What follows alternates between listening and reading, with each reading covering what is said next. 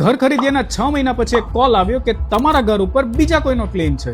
એક ગુજરાતી કપલે ઓટાવામાં ડિટેચ ઘર ખરીદ્યું, proper down payment, mortgage approved અને કીઝ પણ મળી ગઈ. બધું જ પરફેક્ટ હતું. ત્યાં જ એક કોલ આવ્યો કે પ્રીવિયસ ઓનરની $40,000ની અનપેડ લોન એ કપલની ઓનરશિપ પર અનનોઇંગલી ટ્રાન્સફર થઈ ગઈ છે. હવે લોન એમની નહોતી, પરંતુ ઘર એમનું હતું, એટલે પ્રોબ્લેમ પણ એમની હતી.